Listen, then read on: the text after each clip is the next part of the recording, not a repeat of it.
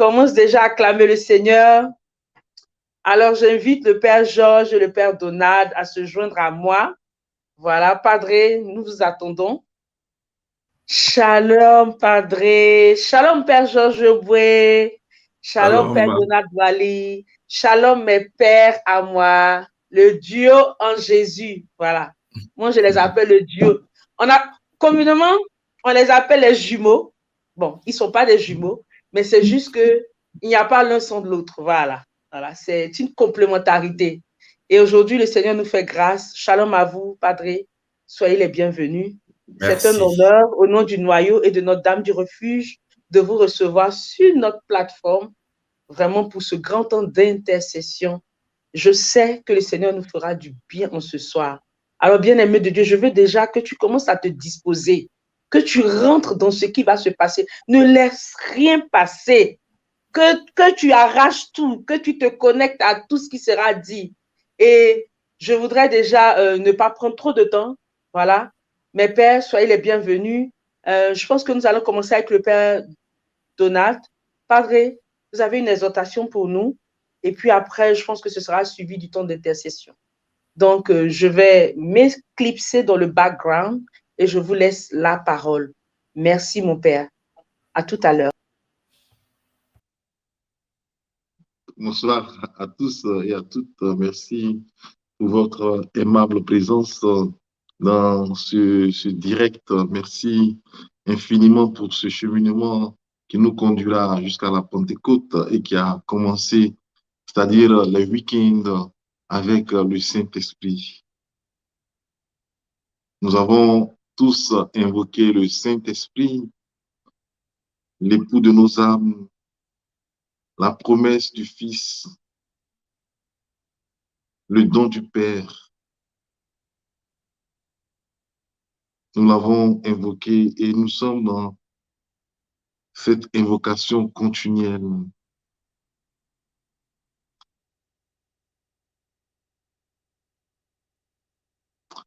Amen. Vous savez, frères et sœurs, d'abord, je tenais à vous saluer, à vous dire merci pour votre présence. Et en ce temps, l'Église est en train de se préparer à vivre, à recevoir le don, la personne de l'Esprit Saint. L'Église ne se prépare pas à recevoir seulement des charismes ou encore des sacrements, mais l'Église se prépare à recevoir la présence, le don ou la réalisation actuelle ou l'actualisation de la promesse de l'Esprit Saint. Vous savez, parfois, on assimile le temps de la Pentecôte à un temps du renouveau charismatique ou à un temps de confirmation. Non, c'est le temps consacré à l'Esprit Saint. Nous sommes dans le Cénacle. Tous, nous sommes au Cénacle. Nous sommes unis dans la prière avec Marie, avec les apôtres. Imaginons, comme nous le racontent les Actes des Apôtres, chapitre 2, chapitre 1er aussi, et imaginons-nous au Cénacle avec Marie. Nous sommes, je ne sais pas où tu te tiens, mais en tout cas, trouve-toi une place dans ce Cénacle où Marie est là. Marie est présente, les apôtres sont là. Les apôtres sont là. Les disciples de Jésus aussi, ceux qui l'ont suivi, ceux qui sont restés après sa mort et sa résurrection, ceux qui sont restés au Cénacle, ils sont là. Et puis, et toi, tu es là, moi aussi, je suis là. Notre sœur Valérie est là. Notre sœur Elika est là. Et le Père Georges aussi est là. Toi aussi, tu es là. Imagine que tu sois là, assis. Imagine que tu sois là. Je ne sais pas comment tu t'appelles, mais en tout cas, imagine que tu sois là. Je connais quelques frères, quelques sœurs du groupe du Renouveau de Londres, de Notre-Dame du Refuge. Et bon, je ne vais pas citer tous les noms, mais imaginons chacun nous sommes là au Cénacle. Imaginons notre groupe, notre communauté assis là au Cénacle. Comme c'est beau. Et nous sommes dans la contemplation. Peut-être Marie est en train de nous parler de comment Jésus est né, ou encore Pierre nous parle de comment Jésus est ressuscité, et Jean nous parle de sa vie sous tombeau. Mais imaginons que nous sommes là à écouter les apôtres nous raconter leur expérience. Et parmi ces récits des apôtres qui racontent leur expérience, il y a notre pauvre expérience aussi qu'on pourrait raconter aux apôtres. quand nous avons reçu l'Esprit Saint pour la première fois, ou comme nous sommes dans l'attente, dans le désir de l'Esprit. Nous sommes là au Cénacle. Nous sommes à l'écoute de nos maîtres, de nos anciens, de nos prédécesseurs, et nous sommes dans l'attente de l'Esprit.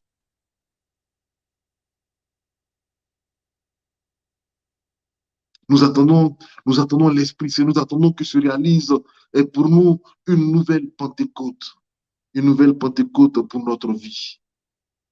Une Pentecôte qui va renouveler tous les sacrements que nous avons reçus, sacrements de baptême, de confirmation, et de mariage, tous les sacrements, et même les sacrements de l'Eucharistie, le sacrement de l'Eucharistie, le sacrement de la confession, les sacrements que nous avons déjà reçus. L'Esprit Saint, nous attendons cette nouvelle Pentecôte qui est une Pentecôte de restauration, de renouvellement, de renaissance à la vie de l'Esprit, à la vie dans l'Esprit. Nous sommes là au Cénacle. Nous désirons aussi une nouvelle Pentecôte pour nos familles, pour les familles dans lesquelles l'amour s'est refroidi, les familles dans lesquelles la routine a pris le dessus sur la ferveur des premiers jours de l'amour. Nous sommes là au Cénacle avec nos familles et nous attendons cette nouvelle Pentecôte pour nos familles, cette nouvelle Pentecôte pour nos couples, pour les couples qui ont besoin d'un nouvel élan d'amour, d'un nouveau boom d'amour. Nous sommes là dans le Cénacle à l'attente de la nouvelle Pentecôte, une nouvelle Pentecôte d'amour pour les familles en crise, où les parents sont en crise avec les enfants en crise avec les parents. Nous sommes à ce Cénacle, dans ce désir de cette nouvelle Pentecôte. Et Dieu réalise pour nous cette nouvelle Pentecôte.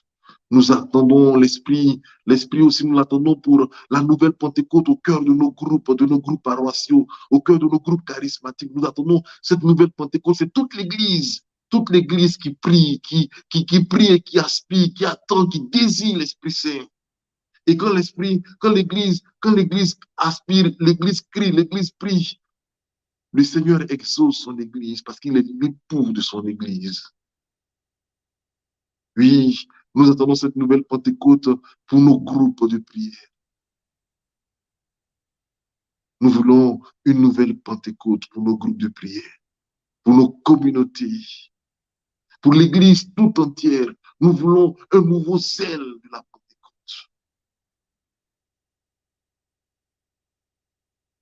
Nous sommes invités, frères et sœurs, à entrer dans ce désir de cette nouvelle Pentecôte. S'il n'y a pas de désir, s'il n'y a pas d'attente de l'Esprit, il ne peut pas avoir un renouveau spirituel véritable. C'est pour cela que quand Jésus parle aux apôtres, dans les Actes des Apôtres, chapitre 1er, verset 7, il dit, ne quittez pas, au verset 6, il dit, ne quittez pas Jérusalem. Et puis il dit, attendez, vous allez recevoir, attendez. L'homme de la Pentecôte est un homme de l'attente, il attend la grâce de l'Esprit. Nous sommes dans cette attente. Il nous faut désirer de tout notre cœur cette nouvelle Pentecôte.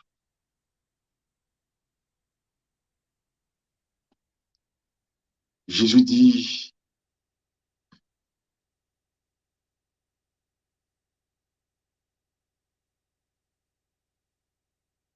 au verset 8, vous allez être mes témoins.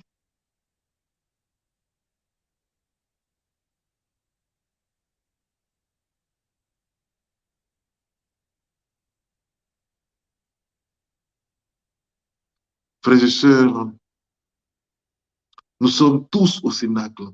Même si c'est via Internet, nous sommes au Cénacle. C'est-à-dire, nous sommes dans ce lieu d'attente et d'accueil de l'Esprit Saint. Nous sommes au Cénacle.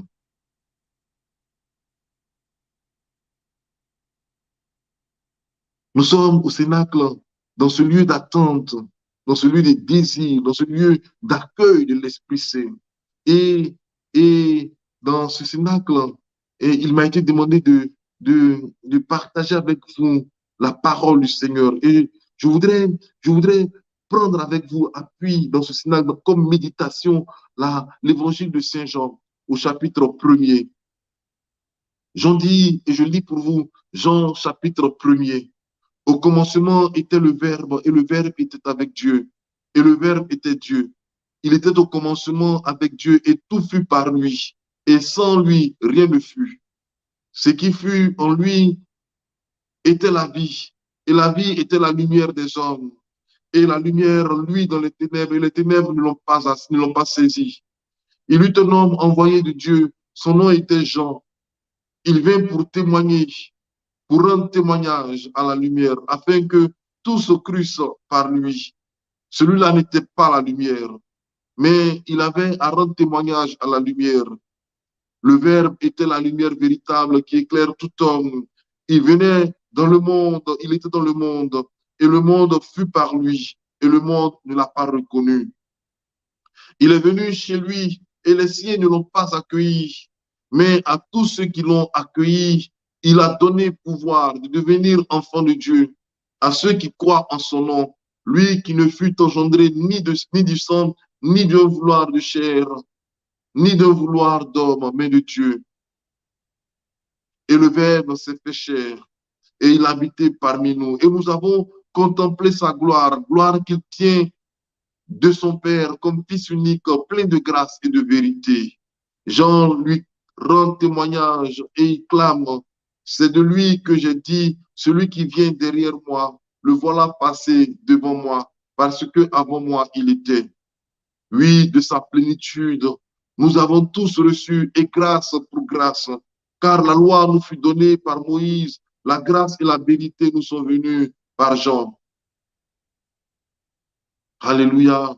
Voici la parole que je voudrais partager avec vous. Et en m'arrêtant principalement sur le verset 17, ou sur le verset 16, pardon, sur le verset 16 de l'évangile de Saint Jean, chapitre 1er. Jean dit, de lui, oui, de sa plénitude, nous avons reçu, tous nous avons reçu grâce pour grâce. Jean dit, de sa plénitude, nous avons tous reçu grâce sur grâce. Il ne parle pas seulement du peuple d'Israël. Il ne parle pas seulement du peuple d'Israël ou encore des apôtres ou des disciples du Christ, c'est-à-dire ceux qui ont marché avec lui, ceux qui l'ont connu dans sa vie terrestre. Il dit, nous tous, nous avons reçu grâce sur grâce. Jean ne parle pas seulement des prêtres ou des consacrés, mais il dit nous tous qui lisons cette parole, nous tous, nous avons reçu grâce sur grâce. L'universalité de la grâce nous est donnée par le Christ, de sa plénitude. Nous avons tous reçu grâce sur grâce. Et aujourd'hui, nous allons parler de la grâce. De sa plénitude, nous avons reçu tous et grâce sur grâce. Nous allons parler de la grâce. Mais en parlant de la grâce, il nous faut d'abord savoir qu'est-ce que c'est que la grâce. Nous savons d'une façon simple que la grâce est la qualité naturelle de ce qui est intimement, ce qui est profondément beau, délicat, spontané, fin et qui impressionne notre sens et notre esprit. Voici la définition de la grâce. Ce qui est naturellement beau, ce qui est naturellement fin, ce qui est naturellement délicat, spontané, ce qui produit en nous, j'allais dire, cette émotion, ce qui impressionne nos sens et notre esprit. La grâce nous impressionne par sa beauté, par sa délicatesse. Il est gracieux, on dit elle est gracieuse. C'est-à-dire, c'est bon, c'est doux, c'est beau, c'est intéressant. Mais au-delà de cette grâce naturelle, même si toute grâce vient de Dieu, au-delà de cette grâce naturelle qu'on peut voir, qui vient des choses, des personnes, il y a une autre dimension de la grâce divine.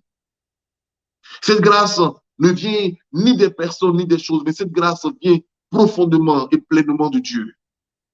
De sa plénitude, tous nous avons reçu et grâce sur grâce. Et c'est de la grâce divine que nous allons parler ce soir. La grâce qui vient de Dieu. En fait, avant de savoir de quelle grâce, c'est-à-dire avant de savoir quelle grâce nous avons reçue, c'est-à-dire de sa plénitude, nous avons reçu grâce sur grâce, avant de savoir quelle grâce nous avons reçue du Christ, il nous faut savoir avant tout que tout en Dieu est grâce. Tout en Dieu est grâce. Il est vrai que tout en Dieu est grâce. Il n'y a rien en dehors de Dieu qui ne soit grâce. Parce que nous sommes tous des gratifiés de Dieu. Tout en Dieu est grâce. Dieu est don d'amour. Dieu est plénitude de grâce. C'est pour cela que quand l'ange Gabriel est envoyé auprès de Marie dans l'évangile de Saint-Luc au chapitre 1er, il a salué, lui dit, sois comblé de grâce, en fait, parce que quand va habiter le Christ en elle, elle est pleine de grâce. C'est-à-dire, elle reçoit la plénitude de la grâce. Il dit, je te salue Marie, comblée de grâce. Dieu ne sait que Dieu ne sait que nous combler de sa grâce.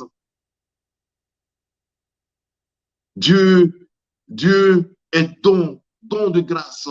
Il est la grâce donnée parce que il est amour, comme nous dit Saint Jean dans sa première lettre au chapitre 4, versets 8 et 16. Dieu est amour. Et c'est parce qu'il est amour qu'il est pleinement grâce. C'est parce qu'il est amour qu'il est pleinement don. Dieu ne sait que donner la grâce. Quand on prend le psaume 22 ou le psaume 23, on entend cette parole. Quand le psalmiste dit que le Seigneur est mon berger, il finira par dire grâce et bonheur m'accompagnent. En fait, ce n'est pas quelque chose de matériel qui l'accompagne, mais quand il dit grâce et bonheur m'accompagnent, c'est-à-dire que le Seigneur l'accompagne. Le Seigneur est notre grâce. Il est la grâce véritable. Parce qu'en fait, Dieu ne sait faire autre chose que de donner, de communiquer sa grâce. Quand Jésus rencontre Nicodème dans l'évangile de Saint Jean, au chapitre 3, verset 16, il révèle là que Jésus révèle à Nicodème que Dieu est pleinement grâce. Dieu est toute grâce, tout amour. C'est pour cela qu'il va lui dire que Dieu a tant aimé le monde qu'il a envoyé son Fils, afin que tout homme qui croit en lui ne périsse pas mais soit sauvé. Dieu a tant aimé le monde qu'il a envoyé, qu'il a donné son Fils. Dieu nous comble de sa grâce. En Dieu, tout est grâce. Il n'y a rien qui soit mérite. Il n'y a rien qui se mérite. Tout est donné gratuitement par amour. Et on va voir que, en fait, si Dieu est pleinement amour et qu'il est pleinement grâce, c'est parce qu'il est pleinement Trinité. La grâce qui nous est communiquée nous vient de la communion profonde du Père et du Fils dans l'Esprit Saint. C'est pour cela que quand Paul parle de la grâce dans la deuxième lettre aux Corinthiens au chapitre 13, au verset 13, et cela, on l'entend parfois à la messe, quand Paul dit la grâce de notre Seigneur Jésus-Christ. Il dit la grâce de notre Seigneur Jésus-Christ. La grâce de notre Seigneur Jésus-Christ, l'amour de Dieu le Père et la communion de l'Esprit Saint soit avec vous, soit toujours avec vous, soit avec vous tous. La grâce de Dieu, en fait, vient de la communion. La grâce du Christ vient de la communion du Père avec son Fils. C'est-à-dire, la grâce nous vient de la communion que le Père entretient avec le Fils. La grâce de Dieu est le fruit de l'amour du Père pour le Fils et le don que le Fils nous fait dans l'Esprit. De sa plénitude, tous nous avons reçu grâce sur grâce. C'est-à-dire de la plénitude d'amour que le Fils a pour le Père ou que le Père a pour le Fils dans l'Esprit Saint. Nous avons tous reçu grâce sur grâce. De la plénitude de communion qui existe dans les personnes trinitaires. Nous avons reçu grâce sur grâce. En fait, l'amour trinitaire déborde jusqu'à arriver à nous. Quand c'est comme, j'allais dire, un exemple analogique, quand deux personnes s'aiment, c'est-à-dire l'amour de deux personnes, l'amour des parents ou l'amour du papa et de la maman est un amour aussi fort que ça déborde sur les enfants. Et même quand nous-mêmes en communauté, en frère ou en sœur, quand nous nous aimons, quand notre amour est fort, c'est un amour débordant parce que l'amour ne peut pas se contenir. L'amour trinitaire déborde. Et cet amour trinitaire débordant devient une grâce sur nous qui se déverse en nos vies. Dieu est grâce. C'est pour cela que l'homme doit se sentir gratifié, béni par la grâce de Dieu. Dieu nous comble de sa grâce. De sa plénitude, tous nous avons reçu grâce sur grâce. Il n'y a pas de mérite. Parfois, ça choque un peu quand les gens pensent que Dieu leur a donné une grâce ou de leur prière, ou peut-être Dieu leur a donné un charisme parce qu'en fait, cela vient de leur mérite ou encore des exercices spirituels qu'ils ont fait. Mais non, Dieu donne gratuitement. Sa grâce ne dépend pas des prières que tu multiplies. Sinon, en fait, tu achèterais Dieu par tes prières ou par tes sacrifices. Dieu donne gratuitement. La prière, en fait, la prière ou la demande est une ouverture à la grâce de Dieu. La prière est une ouverture à la grâce de Dieu. La prière n'est pas arrachée dans la main de Dieu une grâce. La prière est une ouverture. C'est-à-dire, la prière nous permet d'accueillir la grâce de Dieu qui nous est déjà donnée. La prière devient comme un berceau. La prière devient comme ce berceau qui nous permet d'accueillir la grâce de notre vie. La prière n'est pas une pression de grâce sur Dieu. Donc, ne cherche pas un charisme ou ne cherche pas un don. Pensons faire tant de sacrifices comme une pression sur Dieu. La prière te dispose à accueillir la grâce de Dieu. Parce que Dieu est totalement don et don gratuit. Et c'est Paul qui nous le rappelle. Paul dit dans sa première aux Corinthiens au chapitre 4 au verset 7, il dit, mais pourquoi t'enorgueillir? Pourquoi t'enorgueillir?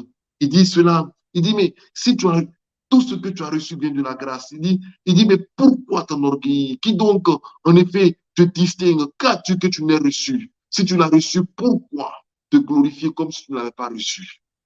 Personne ne peut se glorifier d'une grâce. Personne ne peut se glorifier d'un don, d'un charisme, d'une bénédiction. Personne ne peut se glorifier de cela parce que tous nous avons reçu grâce sur grâce. Tous nous avons reçu. Nous sommes peut-être, il y a certains qui sont disposés davantage à recevoir la grâce, mais tout est gratifié, tout est don gratuit. Sainte Thérèse de l'Enfant Jésus dira, tout est grâce. Tout est grâce. Et Saint Augustin dit, fouille, recherche, cherche, si tu trouves autre chose que la grâce. Tout nous est donné par la grâce. Ça nous fait du bien de sentir que nous sommes gratifiés, que nous sommes remplis de la grâce. Nous sommes comblés de la grâce. Ça nous fait du bien de savoir que Dieu nous comble de sa grâce, que Dieu nous donne sa grâce sans mesure. Paul dit, c'est par la grâce de Dieu que vous êtes sauvés. Mais la grâce, dans la tradition biblique, ou même encore selon le catéchisme catholique, la grâce a une double dimension. On trouve deux dimensions de la grâce. Il y a la grâce, la première dimension de la grâce, c'est la grâce sanctifiante. C'est-à-dire, cette grâce qui est participation à la vie divine. Cette grâce qui nous introduit dans l'intimité de la vie trinité, la grâce sanctifiante, c'est-à-dire cette grâce qui nous sanctifie de l'intérieur et nous fait entrer dans l'intimité de Dieu même. Cette grâce nous est reçue, nous est donnée, cette grâce nous est donnée au travers des sacrements, surtout au travers du sacrement de baptême. Par le sacrement de baptême, nous sommes faits prêtres, prophètes et rois, parce qu'en fait, le baptême réalise trois choses dans notre vie. Le baptême nous lave du péché originel, c'est-à-dire il nous sanctifie du péché originel. Le baptême, en fait, aussi, nous fait devenir fils de Dieu. C'est-à-dire, ça, c'est la grâce sanctifiante. Quand il nous sanctifie, il nous fait devenir fils de Dieu, il nous fait entrer dans l'intimité de Dieu. Et la troisième dimension du baptême, c'est que le baptême nous fait devenir membre de l'Église. La grâce sanctifiante nous sanctifiant, nous rend agréable à Dieu pour nous introduire dans le mystère divin. Saint Jean dit dans l'évangile qu'on a entendu au verset 12, il dit à tous ceux qui l'ont accueilli, il leur a donné le pouvoir de devenir enfants de Dieu. La première dynamique de la grâce sanctifiante, c'est ça. La grâce sanctifiante réalise cela dans notre vie. Nous fait devenir, nous donner le pouvoir de devenir enfants de Dieu. Et Saint Jean dit, enfants de Dieu, nous le sommes véritablement. Regardez l'amour dont nous avons été aimés par le Père. Il a fait de nous des fils. Nous sommes fils dans le Fils. Et voilà la grâce sanctifiante. Cette grâce qui nous fait, par l'Esprit Saint, naître de nouveau, comme Jésus le dira à Nicodème, il te faut naître de nouveau. Vous voyez, la grâce sanctifiante nous donne une nouvelle vie, c'est-à-dire la vie divine. En même temps qu'elle nous fait habiter au cœur de la Trinité, la grâce sanctifiante nous fait aussi demeurer la Trinité en nous. Par la grâce sanctifiante, notre cœur, notre vie devient demeure de la Trinité. Le mystère de la grâce. Le mystère de la grâce te conduit, t'introduit dans la vie de Dieu, mais le mystère de la grâce introduit la vie de Dieu en toi. C'est Saint Augustin qui dira que pour nous, il est devenu fils de l'homme, pour qu'il Il est devenu fils, il s'est fait fils de l'homme, fils d'homme pour nous, pour que par lui, en tant que, pour que par lui, nous devenions fils de Dieu. Voici ce que dit Saint Augustin. Voici ce que réalise la grâce. Dieu descend au cœur de notre humanité pour que nous puissions entrer dans sa divinité. La grâce sanctifiante. Et cette grâce sanctifiante est une grâce aussi appelée une grâce déifiante, c'est-à-dire qu'elle nous rend comme Dieu, c'est-à-dire elle nous donne de ressembler véritablement à Dieu. C'est cette grâce sanctifiante qui nous donne de porter l'image et la ressemblance de Dieu, c'est-à-dire elle nous transforme de l'intérieur au point de nous rendre agréables à Dieu. La grâce sanctifiante. Personne ne peut se convertir lui-même. Personne ne peut changer de ses habitudes lui-même. Personne ne peut changer sa propre vie. Mais c'est la grâce sanctifiante en nous qui nous transforme pour nous rendre agréables à Dieu. Nous sommes transformés par la grâce sanctifiante, c'est-à-dire cette grâce que le Seigneur a posée en nous depuis notre baptême et qui se renouvelle au travers de chaque sacrement que nous recevons. La grâce sanctifiante, c'est le primat de la vie chrétienne. C'est-à-dire le début de la vie chrétienne. Voici la grâce. Parfois on est tellement préoccupé par les choses qui se passent autour de nous, c'est-à-dire les attaques, les combats, les esprits maléfiques, tout ça. Mais on oublie qu'en nous, il y a la grâce, la plénitude de la grâce. Il suffit seulement de la faire grandir, de la faire fructifier en nous. Pour que sanctifié par cette grâce, tout autour de nous s'arrête. Rien ne puisse nous arriver sans que cela n'ait été permis par Dieu pour nous sanctifier encore davantage. La grâce qui nous déifie, qui nous élève au rang de Dieu dans la divinité. Cette grâce qui devient en nous source vive, c'est-à-dire source vive de l'action sanctifiante de l'Esprit en nous. C'est au travers de cette grâce que l'Esprit nous sanctifie. Et cette grâce sanctifiante est appelée aussi la grâce habituelle parce que en fait, elle habite en nous.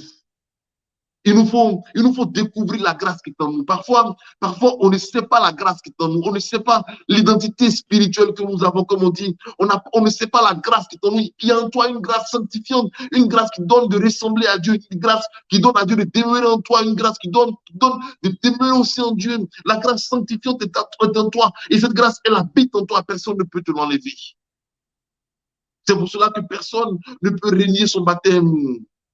Paul dit qu'il est fidèle. Même si nous le réunions, lui ne se réunit pas. Parce qu'il n'est pas un menteur, il ne se réunit pas. Il est fidèle. Personne ne peut régner. Personne ne peut détruire, ne peut effacer. La grâce sanctifiante est en lui. Il faut simplement la fortifier. Fortifie la grâce sanctifiante en toi. Donne de l'espace à la grâce sanctifiante en toi. Cette grâce sanctifiante, habituelle, est une disposition stable, permanente et surnaturelle, une disposition surnaturelle et divine qui vient à perfectionner, c'est-à-dire à rendre pure et parfait notre âme pour qu'elle puisse devenir pleinement la demeure de Dieu. Quand Jésus dit, si quelqu'un m'aime, mon Père et moi, nous viendrons chez lui, nous habiterons chez lui. En fait, Jésus dit, si quelqu'un m'aime, c'est-à-dire par l'amour que nous portons au Christ, la grâce sanctifiante habite en nous pour que nous puissions recevoir le Père et le Fils dans l'Esprit Saint au fond de notre vie. Dieu habite en toi. Dieu habite en toi. Dieu habite en moi. C'est pour cela, frères et sœurs, chaque Eucharistie que nous recevons, il y a encore Dieu qui vient renouveler sa demeure en nous. Dieu habite en nous. Si on savait le trésor que nous avons au fond de notre âme, de notre vie, que Dieu habite en nous, on mourrait de plaisir et de bonheur, de contemplation continuelle, que ma vie, mon cœur, mon être tout entier est habité par Dieu. Dieu habite en moi. Quelle merveille, quelle grandeur. Que Dieu, le Tout-Puissant que j'adore, que je prie, que les cieux ne peuvent contenir, ce Dieu Tout-Puissant habite en moi, fait demeure en moi. Jean dit au verset 14, il a demeuré parmi nous, c'est-à-dire il a établi sa demeure en nous. Cela voudrait dire que Dieu habite en nous. il nous faut prendre conscience de cette habitation de Dieu en nous, la grâce sanctifiante, l'habitation permanente de Dieu en nous. Et à côté de la grâce sanctifiante, de cette grâce dite stable et permanente, de cette grâce habituelle, à côté de cette grâce, et une autre dynamique de la grâce, la seconde dimension de la grâce, c'est la grâce charismatique, je vais l'appeler comme ça, la grâce actuelle, la grâce charismatique.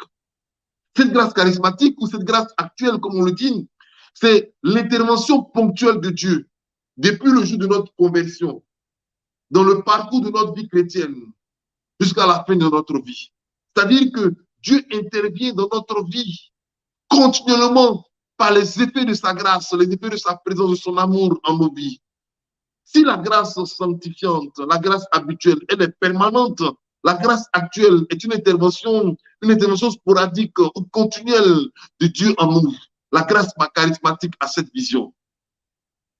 Et quand on parle de la grâce charismatique, on voit qu'il y a une différence entre la grâce charismatique et la grâce sanctifiante. La première différence, c'est que en tout baptisé, il y a la grâce sanctifiante qui le rend capable de Dieu, qui le rend capable de ressembler à Dieu, la grâce sanctifiante. Mais en tout baptisé aussi, Dieu désire déployer une autre grâce, une autre dimension de la grâce, qui est la grâce actuelle, qui est la grâce charismatique. Quand j'en dis de sa plénitude, nous avons reçu grâce sur grâce. Et sûrement, ces gens, et pourquoi pas faire référence, nous avons reçu la grâce sanctifiante et la grâce actuelle, la grâce charismatique. Nous avons reçu grâce sur grâce. Et la grâce ne peut se mesurer, la grâce ne peut se compter et ne peut se classifier. Nous avons reçu grâce sur grâce. Donc la grâce charismatique, deuxième dimension de la grâce. La grâce charismatique est orientée non pas seulement à la sanctification de l'individu. La grâce charismatique est orientée à l'édification de la communauté. La grâce sanctifiante, elle est orientée à nous introduire dans l'intimité de la Trinité. Mais la grâce charismatique est orientée à nous mettre au service de la communauté. C'est Saint Paul qui le dit dans sa première aux Corinthiens au chapitre 12. On va voir quelques différences. La grâce sanctifiante, elle est permanente. Mais la grâce charismatique peut être permanente ou temporaire. Dans le sens que quelqu'un peut exprimer un charisme de façon permanente jusqu'à la fin de sa vie. On a eu des cas comme ça. Il y a d'autres aussi qui peuvent exprimer un charisme, une grâce charismatique d'une façon temporaire, c'est-à-dire pour un temps. Et après, plus d'exercice de charisme, de ces mêmes charismes. On voit dans l'épisode de Saül qui exerce un charisme. Et on dit que l'Écriture nous dit que après cela, Saül n'a plus prophétisé. Et on a la grâce sanctifiante, comme je l'ai dit, elle est ordonnée à la personne, au bien-être de la personne, à sa vie spirituelle personnelle, à son intimité avec Dieu, parce qu'elle introduit dans l'intimité de Dieu. Mais la grâce charismatique est ordonnée au bien, au service de la communauté. Et c'est Saint Pierre dans sa première lettre au chapitre 4, au verset 10. Pierre dit, à chacun est donné selon la grâce reçue. À chacun est donné selon la grâce reçue. Et puis il dit que chacun le mette au service des autres comme de bons administrateurs de la multiforme de la grâce de Dieu.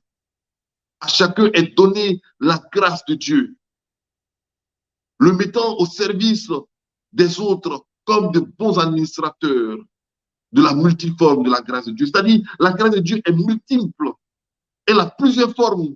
Ce que nous expérimentons dans nos temps de prière, dans nos groupes de prière ou personnellement, sont des charismes. Mais les charismes, on n'a pas encore expérimenté tous les charismes. On ne peut pas expérimenter tous les charismes. Les charismes répondent, la grâce charismatique répond à un besoin de la communauté pour un temps précis. C'est pour cela que parfois, on dit non, dans notre communauté, dans notre groupe, on n'a pas tel charisme. Mais peut-être le Seigneur, ce charisme n'est pas pour votre communauté et pour ce temps précis. Même si on désire le charisme, on désire tel ou tel charisme, le charisme répond au bien de la communauté. Tant que le charisme n'est pas ordonné au bien de la communauté, la grâce charismatique ne peut pas exploser. Et c'est Saint Paul, dans sa première Corinthiens au chapitre 12, verset 7, Paul dit, à chacun est donné le don de l'Esprit Saint pour le bien de tous. La grâce charismatique est orientée au bien de tous. C'est pas pour toi-même. C'est pas pour nous-mêmes. C'est pas pour moi-même que je prophétise, que je prie en langue, que je parle en langue. C'est pas pour moi-même, c'est pour la communauté. Tout charisme est mis au service de la communauté. Il y a une diversité de charismes, comme nous dira Paul dans sa lettre aux Romains, chapitre 12, au verset 6 et suivant. Il parle d'une diversité de charismes. Les charismes sont nombreux. Mais parfois, on a un schéma de charisme. On a un schéma où on a une liste de charismes qu'on voudrait exercer. Mais on ne sait pas la multiplicité, on ne sait pas la multiforme des dons, des grâces ou de la grâce charismatique. Et Paul fait le lien, pardon, Paul fait une classification, il donne une liste, voilà, une liste, mais pas exhaustive des charismes, parce qu'il y a une diversité de dons. Les dons de l'esprit sont divers, mais c'est le même esprit, dira Paul.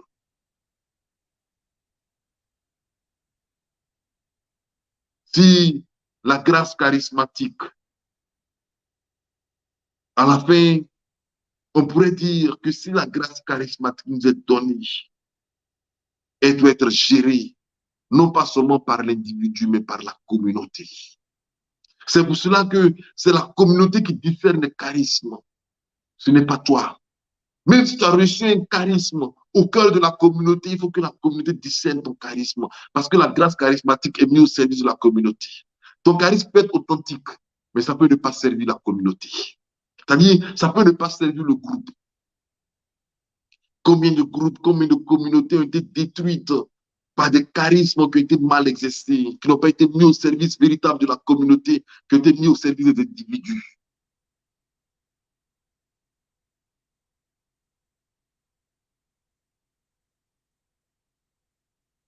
Enfin, pour terminer, si la grâce charismatique n'est pas portée, n'est pas tenue et n'est pas orientée vers la grâce sanctifiante, c'est-à-dire cette grâce qui nous introduit dans la communion trinitaire, si la grâce charismatique n'est pas orientée, tenue et portée par la grâce sanctifiante, c'est-à-dire que si la grâce charismatique ne nous porte pas nous-mêmes qui l'exerçons dans une profonde communion avec Dieu, une profonde communion avec la Trinité, alors la grâce charismatique peut détruire la vie du chrétien, c'est-à-dire la vie de celui qui l'exerce, et elle peut détruire la communauté.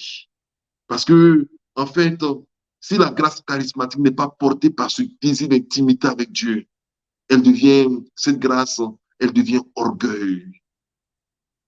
Elle devient un orgueil charismatique, le désir de nous faire voir, de nous montrer, de démontrer. C'est pour cela que quand Dieu donne un charisme, il le sanctifie par le doute des frères, par le discernement des frères, par le refus des frères, par le combat des frères. Et quand ton charisme passe par cela, par le combat des frères, le doute des frères, ton charisme est sanctifié. Et que tu l'exerces ou que tu ne l'exerces pas, comme tu sais que tu es au service de la communauté, le serviteur, qu'il serve ou qu'il ne serve pas, le serviteur, il est toujours à son poste. Il attend seulement le temps favorable. Nous sommes invités à vivre ces deux dimensions de la grâce charismatique et la grâce sanctifiante. Nous sommes invités, en somme, à vivre dans la grâce. C'est saint Thomas d'Aquin qui dit que la grâce, en fait, est le début de la gloire. L'homme qui se sent gratifié, l'homme qui se sent béni par la grâce, l'homme qui vit dans la grâce, vit déjà le cœur dans le ciel, au cœur de la Trinité. L'homme qui vit dans la grâce est un homme qui vit dans la gloire de Dieu. Un homme qui porte du fruit. Comme dit Jésus, la gloire de mon Père, c'est que vous portiez beaucoup de fruits. Ce soir, entrons dans la grâce, dans les deux dynamiques de la grâce. Peut-être tu te sens pas gratifié par le Seigneur. Peut-être tu ne sais pas que Dieu habite en toi. Peut-être tu es comme refroidi par la présence du Seigneur. Peut-être au fond de ton cœur, tu ne sens même pas Dieu. Tu ne sens même pas Dieu être vivant, agir. Tu ne sens même pas Dieu. Mais ce soir, je voudrais te dire que la grâce sanctifiante depuis ton baptême habite en toi, même si elle est comme endormie, même si elle est comme, j'allais dire, remplie de poussière, la grâce sanctifiante est en toi. C'est-à-dire que tu es enfant de Dieu. Ces gens disent que de sa plénitude, nous avons reçu grâce sur grâce. Toi aussi, tu as reçu grâce, même si tu ne vois pas la grâce de Dieu en toi. Ce soir, dans ce temps de cénacle, c'est le temps d'expérimenter, le moment d'expérimenter la grâce de Dieu en toi. Le monde expérimenté que Dieu, le Dieu que tu pries, est un Dieu qui gratifie, un Dieu qui te comble de grâce. Toi aussi, laisse exploser la grâce en toi. Laisse exploser la grâce en toi. Expose-toi devant Dieu et puis tu dis au Seigneur, Seigneur, je veux ta grâce dans ma vie. Je veux me sentir gratifié. Je veux me sentir un homme, une femme de la grâce. Je veux vivre dans la grâce. Je veux marcher dans la grâce. Je veux dire comme Paul, malgré mes combats, malgré mes sécheresses, malgré mes attaques, malgré mes manquements, malgré mes faiblesses, mes fragilités, malgré mes échecs, je veux dire comme Paul, Seigneur, ta grâce me suffit. Ta grâce est mon bonheur, ta grâce me suffit. Amen.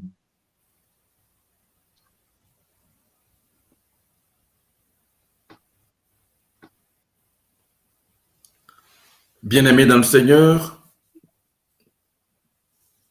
au travers de ce riche enseignement, de ce temps de grâce que le Seigneur nous offre pour vivre ce moment favorable, nous sommes dans un temps favorable, dans un temps de grâce de l'Église. Nous sommes en cheminement vers la Pentecôte, nous sommes en cheminement vers, j'allais dire, une nouvelle naissance que va expérimenter, que les disciples vont expérimenter de la part du Seigneur. Les disciples qui étaient tous réunis au cénacle, attendant la réalisation de la promesse de la part du Seigneur. Nous sommes dans ce moment favorable que nous accorde l'Église. Et cette grâce est accordée, cette grâce universelle est accordée à tout un chacun. Pendant que tu es connecté sur ce direct, je voudrais te dire ce soir, le regard favorable de Dieu se pose également sur toi. Le Père disait à l'entame de sa prédication, c'est un don gratuit, un don universel, il n'y a personne exclu. Je voudrais m'adresser à quelqu'un ce soir. Peut-être que tes faiblesses, tes défauts, ta petitesse, peut-être que quand en te regardant, tu ne crois pas que toi aussi, tu es capable de cette grâce de la part du Seigneur. Comment te vois-tu? Comment te regardes-tu? Est-ce que tu as sur toi ce regard qu'ont porté certains serviteurs de Dieu au début de leur appel? Lorsque Dieu a posé son regard sur Jérémie, Jérémie a dit, Seigneur, je suis trop jeune, je ne peux pas te servir. Quand Dieu pose son regard sur Moïse, Moïse lui dit, Seigneur, je ne peux pas parler. Quand Dieu pose son regard sur la famille de Gédéon, Gédéon dit, ma tribu est la plus petite de toutes les tribus et ma famille, mon clan est le plus petit de tous les clans. Et moi-même, je suis le plus petit de ma famille. Quel regard portes-tu sur toi-même? Bien-aimé, peut-être que tu ne crois pas que le Seigneur puisse t'accorder ce regard favorable. Oui, la grâce de Dieu est pour toi aussi ce soir. Je voudrais t'inviter à sortir, j'allais dire, de ce regard accusateur que tu portes sur toi. Tes faiblesses ne peuvent pas empêcher la main miséricordieuse du Seigneur se poser sur toi. Oui, quand Dieu nous choisit, quand Dieu nous appelle, nous avons nos limites et nos faiblesses. Peut-être qu'en ce moment, tu aspires à des dons supérieurs, mais en même temps, tu te dis, toi aussi, peut-être que tu ne peux pas l'exercer. Ce sont les autres. C'est peut-être un tel qui a plus d'aptitude. Mais Dieu te regarde et ce soir, il pose son regard favorable sur toi. Je voudrais ce soir bénir le nom du Seigneur pour ce temps favorable qu'il t'accorde. Seigneur, nous voulons ce soir, mes frères et sœurs, te bénir parce que tu poses ton regard favorable sur nous, malgré nos limites, malgré nos faiblesses, malgré ce que nous sommes. Seigneur, ton regard d'amour, ta grâce aussi résonne dans nos cœurs. Je ne sais pas là où tu es pendant que tu es connecté, je ne sais pas comment est-ce que tu te vois en ce soir, comment est-ce que tu t'apprécies en ce soir, mais ce ne sont pas tes capacités qui mettent la grâce de Dieu en mouvement. Mais Dieu te donne gratuitement ce qu'il a prévu pour l'univers tout entier. Bien-aimé, alors que Paul était en train de voir ses faiblesses, Dieu lui dit, ma grâce te suffit. Ma grâce te suffit, car c'est dans la faiblesse que se déploie ma puissance. Bien-aimé, je voudrais te dire ce soir, toi aussi, le Seigneur pose la main sur toi. Là où tu te tiens en ce moment, pendant que tu m'entends, je voudrais que tu élèves la voix vers le Seigneur pour dire, Seigneur, je te bénis pour l'être surmerveilleux que je suis. Je te bénis pour le choix de ma personne. Je te bénis parce que tu ne me regardes pas comme les gens me regardent. Je te bénis parce que tu ne me vois pas comme moi-même je me vois. Seigneur, je te bénis encore ce soir. Je voudrais élever ton nom. Je voudrais glorifier ton nom. Je voudrais célébrer ton nom. Je voudrais que tu changes le regard que tu portes sur toi-même et sur ce que Dieu est capable de réaliser pour toi. Peut-être qu'en ce moment, tu es sur ce direct. Peut-être que tu veux prier pour quelqu'un, un ami, une connaissance, un frère dans la communauté qui, en ce moment, peut-être t'a partagé son expérience, mais qui doute encore de savoir si Dieu est capable d'opérer pour lui. Peut-être que ce soir, je voudrais même qu'on ouvre le champ de notre vision, le champ de notre prière pour ton frère ou ta sœur, de la même famille peut-être qui vit peut-être une vie qui ne plaît pas à Dieu. Peut-être que tu penses que Dieu aussi, cette personne ne peut pas être saisie par Dieu. Si tu es sur ce direct, je voudrais peut-être que tu mentionnes le nom d'une personne qui a besoin d'entendre ce message et qui a besoin d'entendre cette prière de ce soir. Cette personne qui aussi, la grâce de Dieu peut rejoindre cette personne. Ça peut être ton mari, ça peut être, j'allais dire, ton épouse, ça peut être un de tes fils peut-être récalcitrant, un ami, une connaissance, un collègue de service qui peut-être ne croit pas en Dieu, qui t'a manifesté que Dieu ne peut rien faire pour lui. Mais ce soir, je voudrais te dire, la grâce est donnée et la grâce est donnée gratuitement. Seigneur, nous te bénissons. Que ton nom soit glorifié, Seigneur. Merci, Seigneur, pour ce que tu réalises en ce soir. Merci, Seigneur. Je voudrais que tu invites, il mentionne le nom de quelqu'un ce soir, peut-être qui se sous-estime ou qui pense que Dieu aussi ne le voit pas. Je voudrais te dire que personne n'est caché sous le regard de Dieu. Seigneur, ce soir, localise-nous, Seigneur, tu nous connais. Seigneur, tu nous connais, Seigneur, de loin, tu pénètres nos pensées. Tu sais quand nous nous asseyons, tu sais quand nous nous levons. Seigneur, rien n'est caché devant toi. Et ce soir, nous voulons te dire merci. Merci encore pour le choix de notre personne, pour le choix de notre vie. Seigneur, nous te bénissons. Que ton nom soit glorifié. Merci, Seigneur. Merci, Seigneur. Merci, Seigneur. Je voudrais que tu bénisses Dieu avec moi ce soir.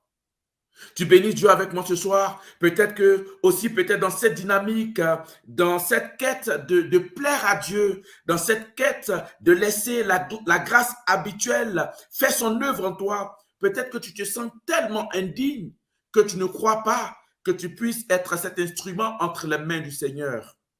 Or, la Pentecôte, nous la vivons chaque année, mais nous la vivons différemment. Parce que la grâce de Dieu te trouve dans la condition dans laquelle tu te trouves en ce moment. Oui, Dieu veut que tu lui plaises. Dieu veut que tu lui plaises. Et c'est avec toi qu'il veut compter. Oui, Dieu veut que tu lui plaises. Et c'est avec toi qu'il veut marcher. Oui, Dieu veut que tu lui plaises. Et c'est avec toi qu'il veut opérer. Oui, Dieu veut faire chemin avec toi. Mais c'est avec toi qu'il veut agir. Lève-toi et sors. Sors de cette tiédeur, de cette froideur. Sors, j'allais dire, de cette culpabilisation, de ce scrupule. Ne te crois pas tellement indigne. Ne pense pas qu'il y a une élite réservée pour opérer avec le Seigneur. Dieu, la grâce de Dieu te retrouve là tel que tu es.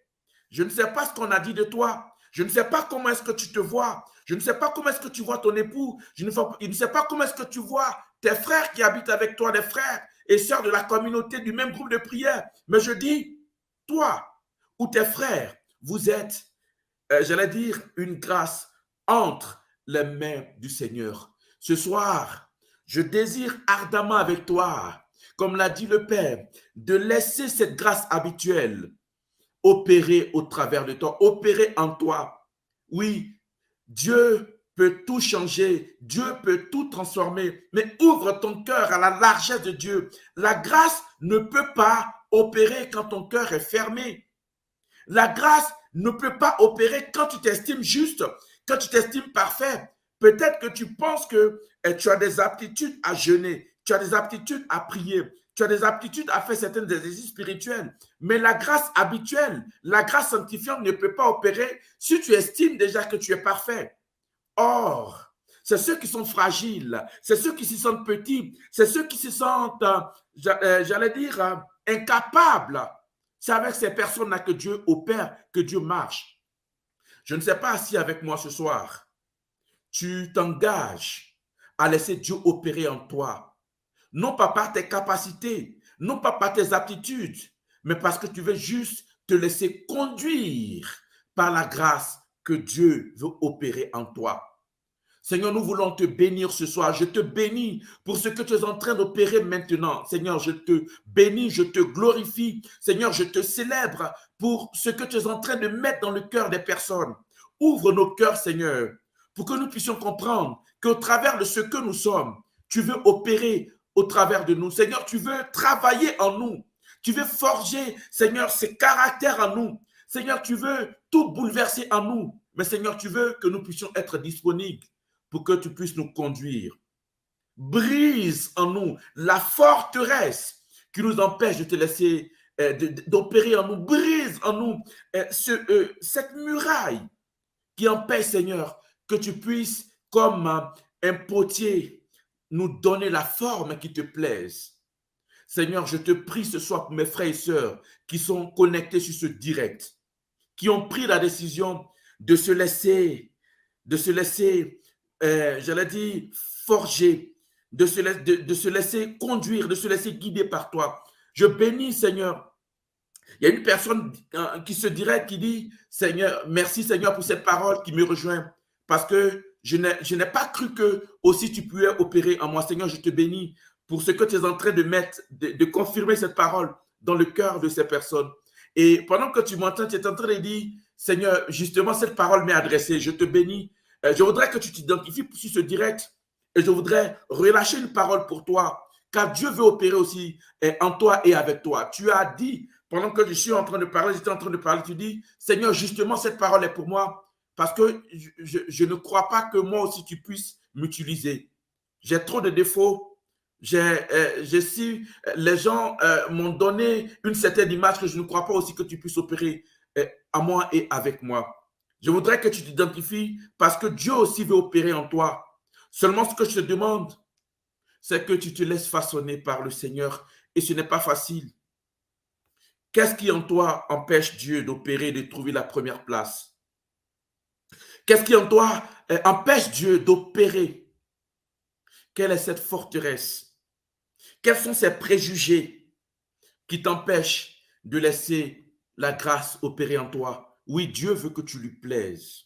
Au-delà des charismes que tu veux demander, au-delà des âmes spirituelles pour te laisser conduire par Dieu, Dieu veut que tu lui plaises.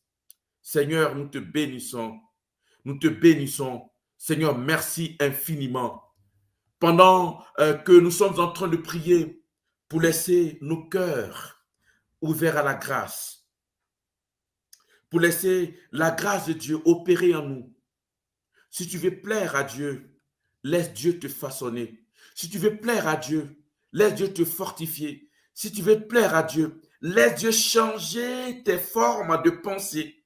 Si tu veux plaire à Dieu, laisse Dieu se révéler à toi.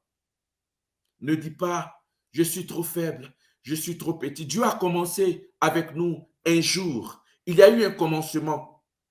Il y a eu un jour où il y a eu un déclic. Il y a eu un jour où Dieu a commencé et nous nous sommes laissés conduire. Et c'est Dieu qui nous a donné la force de pouvoir lui plaire. Pendant que je suis en train de parler, tu dis, Seigneur, cette parole est pour moi. Je ne croyais pas que tu pouvais opérer à moi parce que je suis limité et j'ai trop de défauts. Pendant que tu es en train de dire, le Seigneur est en train de te rejoindre. Seigneur, je te supplie, rejoins ces personnes qui ont toujours cru qu'elles étaient incapables de se laisser conduire par toi, mais aussi incapables de te plaire. Oh Seigneur, je te bénis pour cette personne qui, en ce moment, pendant que tu m'entends, tu es en train de dire, Seigneur, je t'offre ce défaut qui m'empêche de te plaire.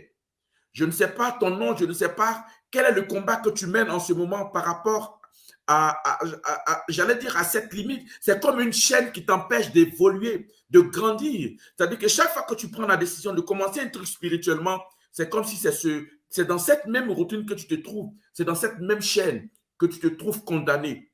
Pendant que tu m'entends, le Seigneur a entendu ta prière, il te rejoint là où tu es. C'est que nous te supplions, rejoins maintenant toutes ces personnes qui t'offrent, j'allais dire, leur faiblesse spirituelle et leur lutte intérieure.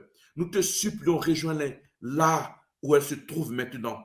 Nous te bénissons. Je voudrais que tu te localises pendant que je suis en train de parler. Au fur et à mesure que je parle, si tu te reconnais, je voudrais que tu t'identifies pour que je puisse relâcher une parole sur ta vie. En ce moment, pendant que je parle, tu as tellement envie de plaire à Dieu, mais c'est comme si c'était une lutte acharnée.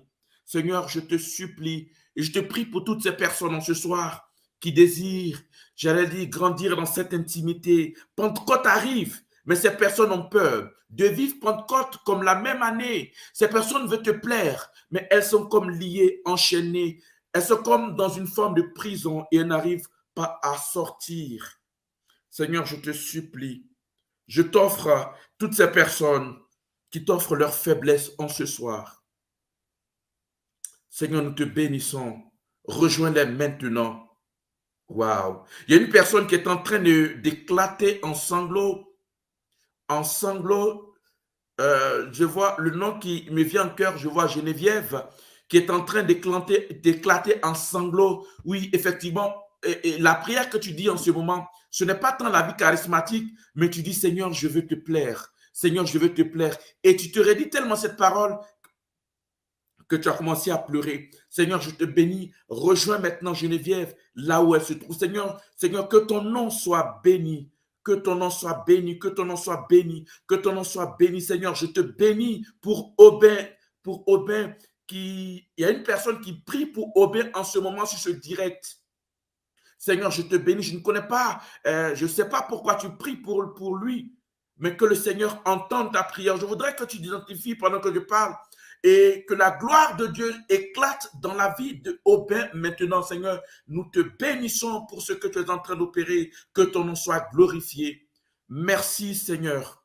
Merci de poser ton regard d'amour, ton regard de miséricorde. Merci, Seigneur, de me toucher par ta grâce là où je suis, car ta grâce me trouve tel que je suis et ta grâce opère pour que je puisse te plaire.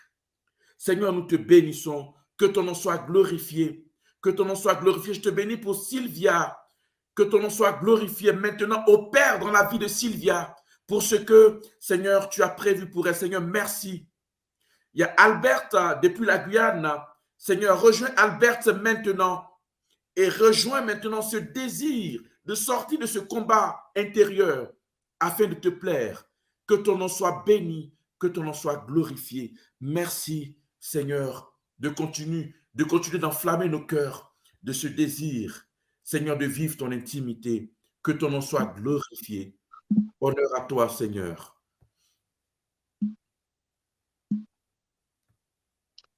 Amen.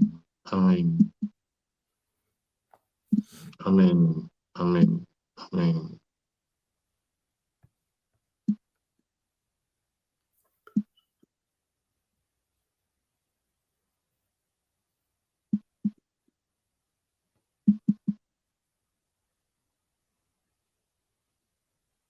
Amen. Seigneur, merci pour tous ceux qui vivent des blocages d'une façon particulière dans le déploiement de ta grâce dans leur vie. Merci, Seigneur, de leur faire comprendre que ta grâce ne dépend pas ou ne s'évalue pas au travers des choses matérielles, mais surtout dans le rapprochement de leur vie avec toi, dans l'intimité qu'ils ont avec toi. Seigneur, merci. Merci de nous donner, de comprendre une autre dimension de ta grâce. Ta grâce, c'est vraiment le plan d'amour que tu as pour nous. C'est le bien que tu fais à nos âmes, que tu fais à nos vies, que tu fais à nos personnes. Merci d'habiter en nous. Merci de nous donner de prendre conscience que ta demeure est en nous, que tu habites en nous, que tu vis en nous. Et voici notre bonheur, Seigneur. Seigneur, merci de rejoindre d'une façon particulière tous ceux qui ont mis une limite à ta grâce, à ton action dans leur vie. Merci de te souvenir de tous ceux qui pensent que leur péché ou leur vie passée ou leur péché passé forment des blocages à ta grâce dans leur vie. Ce soir, Seigneur, tu brises les frontières, tu brises les murs qui ont été établis dans le déploiement de ta grâce par nos propres faits, par nos propres péchés, par nos propres manières de penser, par notre vision sur toi. Ce soir, Seigneur, brise tout cela. Donne-nous de couler dans l'océan de ta grâce. Donne-nous de couler véritablement dans l'océan de ta grâce, Seigneur.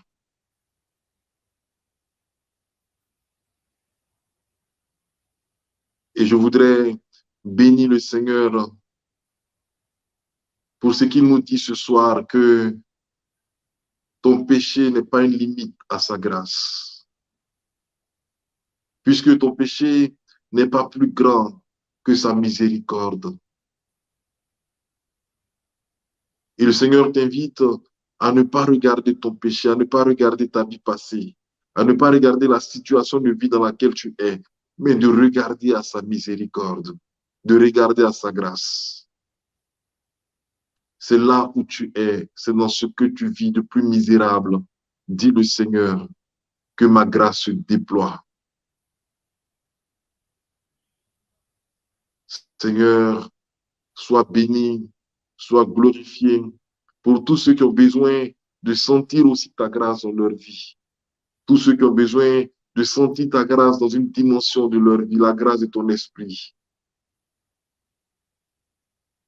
Tous ceux qui ont besoin de sentir ta grâce dans leur vie personnelle, leur vie spirituelle personnelle, leur relation avec toi. Merci pour tous ceux qui ont besoin de sentir la manifestation de ta grâce dans leur vie de couple, dans leur foyer, dans leur famille. Tous ceux qui ont besoin de sentir ta grâce dans leur vie sentimentale, affective. Tous ceux qui ont besoin de sentir ta grâce dans leur vie matérielle, dans leur vie professionnelle. Tous ceux qui ont besoin de sentir ta grâce dans toute cette dynamique de leur vie. Ce soir, que ta grâce se déploie véritablement dans toute cette dimension de leur vie pour les rejoindre, pour se déployer, Seigneur, comme un bienfait, comme grâce et bénédiction que tu accordes. Seigneur, regarde tous ceux qui te présentent une situation ou une autre, ceux qui ont besoin de sentir ta grâce dans leur corps parce qu'ils sont malades, ceux qui ont besoin de sentir ta grâce dans leur vie professionnelle ou dans leur vie professionnelle, dans leur vie de travail parce qu'ils sont à la recherche d'un emploi, à la recherche d'une promotion. Oh Seigneur, que ta grâce ouvre des portes, Seigneur. Que ta grâce guérisse des corps. Seigneur, regarde tous ceux qui ont besoin de ta grâce dans leur vie affective, parce qu'ils sont à la recherche d'une âme sœur. Oh Seigneur, que ta grâce ouvre leur cœur à l'amour, que ta grâce porte jusqu'à eux, l'homme ou la femme, Seigneur, de leur désir et de ton cœur. Seigneur, regarde tous ceux qui ont besoin de sentir ta grâce dans leur couple, dans leur foyer, parce qu'il y manque la grâce, l'eau ne coule plus, la faveur ne coule plus, la beauté ne coule plus, le pardon, l'amour, la communion ne coule plus comme des grâces, Seigneur. Ce soir, fais couler ta grâce. Fais couler ta grâce, Seigneur. Merci, merci, Seigneur, merci pour ce couple qui merci pour ce couple qui est en train de suivre ce direct, ce couple qui est en train de suivre ce direct d'une part et d'une autre. C'est-à-dire qu'ils ne sont pas ensemble, mais je crois que monsieur et madame sont sur le direct, mais de façon séparée. Et cela fait pratiquement, je ne sais pas si c'est 3 jours ou c'est 3 mois, mais ça fait quand même 3 jours ou 3 mois, 3 jours, 3 mois que ce couple, vous ne vous parlez pas. Pourtant, vous êtes dans la même maison. Il n'y a pas de communication, vous ne vous parlez pas. Le Seigneur est en train de rétablir sa grâce dans ce couple. Il rétablit une grâce de réconciliation. Ça fait pratiquement 3 mois que vous ne vous parlez pas. Pourtant, vous habitez dans la même maison. Il n'y a pas de communication véritable. Le Seigneur est en train de rejoindre ce couple par une grâce d'amour. Puisque la grâce coule de la communion du Père, du Fils dans l'Esprit. La grâce de l'amour, de la communion, de la réconciliation est en train de couler dans ce couple.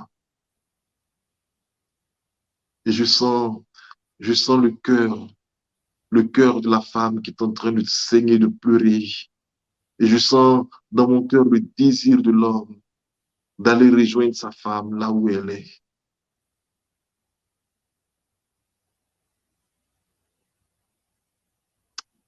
Seigneur, sois béni. Sois béni, Sois Seigneur. béni pour toutes ces grâces que tu déploies en ce moment, dans ce temps de la Pentecôte. Béni sois-tu, Seigneur. Gloire à toi, Seigneur. Gloire à toi, Seigneur. Sois célébré, Seigneur.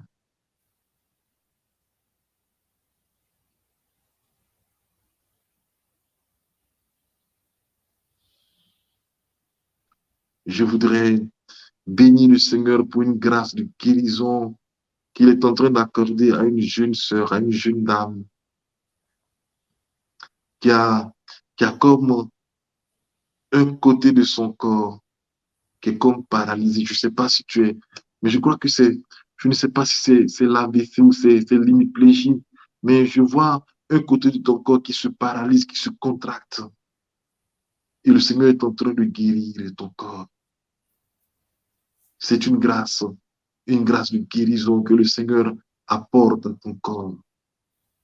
Tu peux commencer et je crois que c'est le côté gauche. Tu peux commencer à faire quelques mouvements de ton bras, quelques mouvements de ton pied. Le Seigneur est en train de décontracter ton nerf, de décontracter ton côté en ce moment. Je bénis le Seigneur pour cette grâce de guérison qu'il est en train d'opérer. Et je bénis le Seigneur aussi pour une grâce de guérison qu'il est en train d'opérer c'est une grâce de guérison physique et une grâce de guérison, physique et une grâce spirituelle qu'il accorde à une personne. D'abord, le Seigneur est en train de guérir une personne qui a des bourdonnements, c'est-à-dire des douleurs profondes à son oreille. Et je crois que ça doit être l'oreille droite. C'est-à-dire que ça te fait mal. Je ne sais pas s'il y a du pus dedans, je ne sais pas qu'est-ce qu'il y a dedans, mais ça te fait mal. Ça vient, c'est comme si on mettait une aiguille dans ton oreille parfois. Ça te fait très mal. Le Seigneur est en train de te guérir. Pendant que je pose ma main sur mon oreille, le Seigneur est en train de te guérir. Et pendant qu'il te guérit, il est en train d'affermir une sœur. Je crois que c'est une sœur ou un frère, en tout cas une sœur. Il est en train d'affermir une sœur dans une grâce d'écoute de l'esprit. Parfois, tu entends des voix, mais tu te dis, tu ne sais pas. Parfois, tu entends des voix. Et pendant que je suis en train de parler, tu as comme une douleur dans l'oreille. Mais toi, tu n'as pas mal à l'oreille, en fait. Tu n'as pas cette douleur que j'ai décrite tout à l'heure, la douleur de l'oreille et de cette sœur qui a mal à l'oreille que le Seigneur est en train de guérir. Mais toi, en ce moment, pendant que tu m'entends, il y a comme une douleur dans ton oreille en ce moment, une douleur dans ton oreille, parce que tu entends des voix dans ton cœur, tu entends des voix dans ton oreille, tu entends des voix. Le Seigneur te parle, il te parle. Mais parfois, tu doutes tellement, tu te demandes, c'est pas ton imagination, si c'est pas un esprit mauvais, le Seigneur te parle. Et puis, pendant que tu m'entends, avec cette douleur, le Seigneur te dit, obéis, laisse-toi faire, obéis à ma voix. Et pendant que tu m'entends, et le Seigneur va s'occuper de donner le discernement au milieu de toutes ces voix que tu entends. C'est vrai que tu as besoin d'être accompagné spirituellement, mais tu entends beaucoup le Seigneur. Tu entends beaucoup le Seigneur te parler. Mais cela parfois te perturbe parce que tu ne sais pas si c'est ton imagination. Et même parfois tu as... Et je vais donner un autre détail sur ta vie, c'est que tu as partagé ce que tu vis là, le fait d'entendre le Seigneur, tu as partagé cela avec quelqu'un qui est plus avancé que toi. Et puis la personne t'a dit non, la personne t'a un peu découragé, tu n'as pas été très satisfait de sa réponse. Donc ça t'a un peu rétracté dans ce don d'entendre le Seigneur te parler. Je bénis le Seigneur parce que cette sœur est là, elle m'entend. Tu entends le Seigneur te parler. Et je dis que tu peux t'identifier parce que pendant que tu m'entends, il y a une douleur qui frappe ton oreille.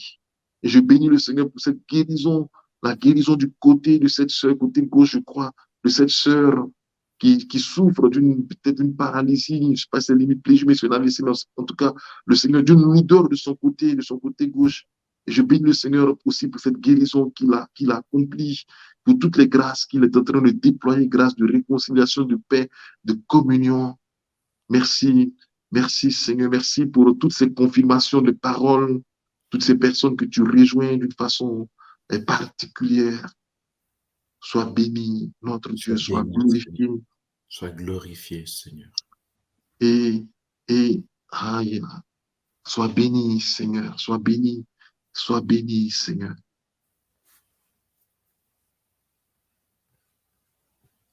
Merci, merci pour la grâce de la prière, la grâce de l'intimité de la prière que tu rétablis dans la vie de plusieurs personnes, dans nos vies tout entières. Cette Pentecôte sera pour toi la Pentecôte de la prière. La Pentecôte de la prière. Je voudrais, ça me fait un peu sourire, mais je voudrais bénir le Seigneur pour cette sœur qui, je ne sais pas si c'est une sœur, mais c'est un frère, je ne sais pas pourquoi toujours c'est une sœur qui me revient dans le cœur, mais je voudrais bénir le Seigneur pour cette personne qui, je ne sais pas, mais ça me fait un peu sourire, mais quand même, le Seigneur veut te l'accorder. Pour une sœur qui, pour la Pentecôte, cette Pentecôte particulière, a demandé la grâce de la prière en langue. C'est-à-dire, cette Pentecôte, tu désires commencer à prier en langue. Je ne sais pas pourquoi, mais en tout cas, et le Seigneur veut t'accorder, au-delà de cette grâce que tu demandes de prier en langue, le Seigneur veut t'accorder une grâce d'une profonde vie de prière. Tu vas t'abîmer dans la prière, surtout dans l'adoration. Je bénis le Seigneur pour cette personne qui confirme en ce moment cette parole. Oui, sois béni, Seigneur. Amen. Alléluia.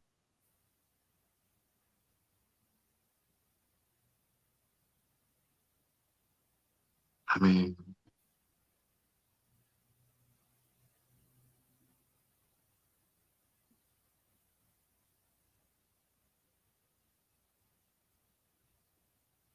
Amen. Amen.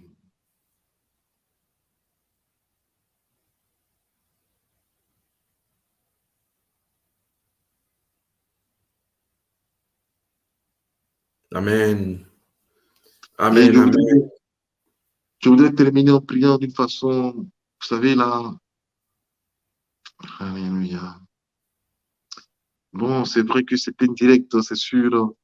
C'est via Internet, vous savez, quand on parle de la grâce, qu'on parle de l'Esprit Saint, on dit parfois, on dit que j'ai reçu l'Esprit Saint. On dit, j'ai reçu une grâce.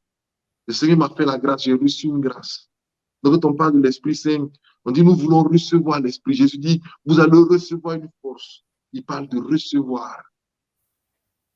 Et je voudrais que nous puissions nous mettre dans cette disposition de recevoir.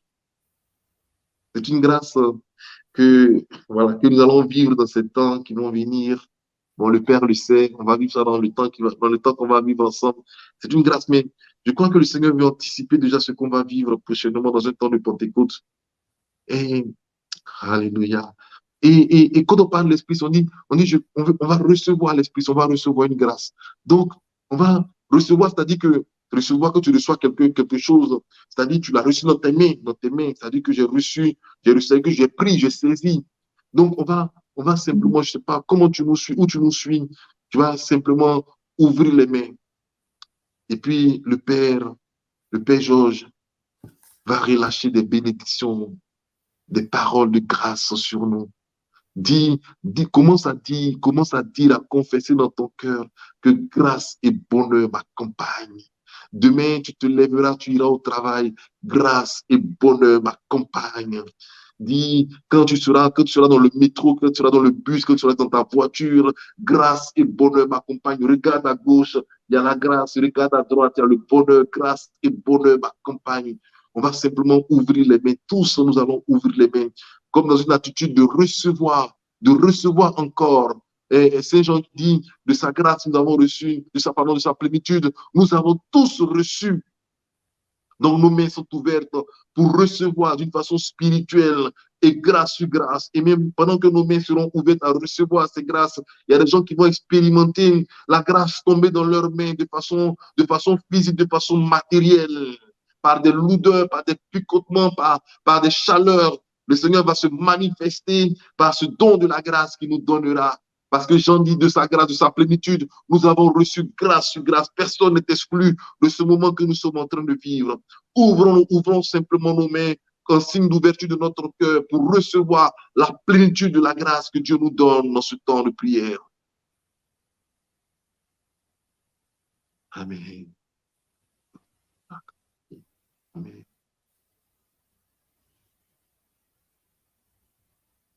Amen.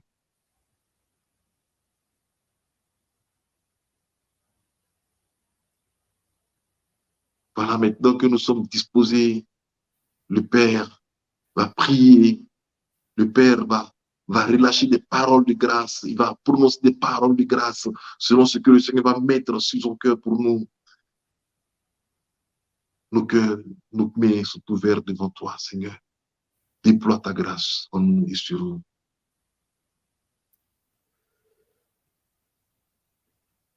Seigneur, là où nous nous tenons, Seigneur, tu nous vois et tu nous connais.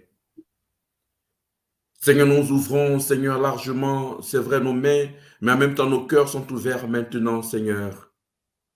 Comme le prophète Élie qui a déclaré que le ciel s'ouvre et qui, en regardant à l'horizon, a appelé la pluie de fécondité sur la terre sèche.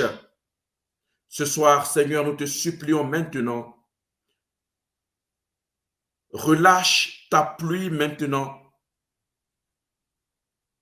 dans la vie de toutes ces personnes qui sont connectées sur ce direct. Nous te confions maintenant, Seigneur, tous ceux et toutes celles qui réclament un renouveau spirituel dans leur intimité avec toi. Relâche maintenant sur leur vie cette fécondité de vie spirituelle. Relâche maintenant sur leur vie ce désir de croissance dans ton intimité. Relâche maintenant sur leur vie ce désir de vivre cette intimité avec toi. Que, Seigneur, tout ce qui sommeille, Seigneur, soit annulé. Et je te supplie, pendant que nous avons les mains ouvertes, relâche maintenant le feu du ciel et que ce feu vienne comme embraser l'autel de leur cœur, l'autel de la prière.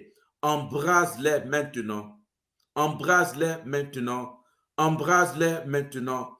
embrase-leur maintenant, embrase-les maintenant, embrase-les maintenant. Que ton feu, Seigneur, vienne maintenant prendre le contrôle de leur hôtel spirituel, leur cœur, ce lieu d'intimité avec toi, qu'ils soient enflammés du désir de te connaître davantage. Tous ceux qui dormaient dans la tiédeur, dans la paresse, reprennent vie au nom de Jésus. Tous ceux qui dormaient dans la torpeur, comme enfermés dans un tombeau, reçoivent la vie au nom de Jésus. Seigneur, nous voulons maintenant réclamer sur la vie de toutes ces personnes qui traversent comme des moments, j'allais dire, de mauvaises nouvelles répétées, de malédictions répétées. Seigneur, tu es le Dieu de la fécondité, tu es le Dieu de la vie. Nous te supplions maintenant, relâche la vie. Relâche la vie maintenant, relâche la vie. Relâche maintenant les œuvres de vie. Nous annulons maintenant toute œuvre de mort dans leur vie. Que ta grâce opère maintenant au nom de Jésus. Amen. Amen. Seigneur, merci Seigneur. Merci de bénir tous ceux qui n'arrivent pas à saisir, c'est-à-dire ceux qui n'arrivent pas à garder ce que tu leur donnes, tous ceux qui ont des mains poreuses spirituellement, tous ceux qui n'arrivent pas à faire fructifier ce qu'ils entreprennent. Merci de les bénir et merci pour toutes ces mains qui commencent à se charger, à se remplir de la chaleur de ton esprit, du feu de ton esprit, du feu de ta puissance et de ton autorité. Amen. Amen.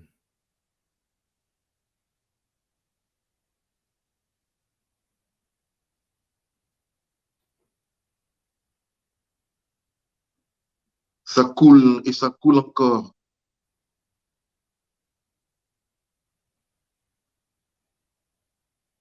Merci, Seigneur. Merci, Seigneur. Que ton nom soit béni. Alors, Seigneur, nous te bénissons pour ce que tu es en train d'opérer. Nous sommes déjà à la fin de ce moment. Je voudrais juste que quelques personnes réagissent pendant que nous sommes en train de clore ce moment où nous avons demandé que le Seigneur nous remplisse par son feu, qu'il nous enflamme de sa présence, qu'il sème la vie dans tout ce qui est œuvre de mort, dans tout ce que nous entreprenons. Pendant que vous êtes connectés, je voudrais que, en défilant les commentaires, que vous puissiez dire ce que vous avez vécu pendant ce moment de prière, ce que vous avez reçu spontanément en ce moment même. Et puis, nous allons dire merci au Seigneur. Nous allons dire merci. Je voudrais que tu puisses dire merci. Seigneur, nous te disons merci pour cette grâce, pour ce temps que tu nous as permis de vivre avec toi. Seigneur, merci pour ce que tu opères et pour ce que tu continueras d'opérer encore dans nos vies. Alors, je voudrais que tu puisses mettre en commentaire ce que tu as vécu dans ce court moment, dans ce petit moment. Et puis, voilà, nous allons, si le Père le veut, laisser le soin à Valérie qui a démarré cette émission de pouvoir certainement avec vous lire et partager ce temps de grâce que le Seigneur nous a permis de vivre. Mon Père, je ne sais pas, peut-être qu'en ce moment, vous avez peut-être quelque chose en vous que vous voudrez partager avec ceux qui sont sur ce direct. Non, merci mon Père, merci pour la sollicitation, merci pour l'invitation. Merci au groupe Notre-Dame du Refuge de Londres. Merci, merci, c'est un plaisir de vous retrouver. Merci pour l'amour et la fraternité. Alors, mon Père, on va donner la bénédiction et puis laisser la place à Valérie pour terminer ce moment. Massi Gougoua, les mains comme en feu. Gigi, quand cette action coule sur Gilles. Voilà. Merci Seigneur de guérir mon papa et merci pour ton esprit à l'œuvre dans ma vie. Le Seigneur continuera d'opérer. Merci encore pour ce moment. Et mon Père, vous allez nous donner la bénédiction.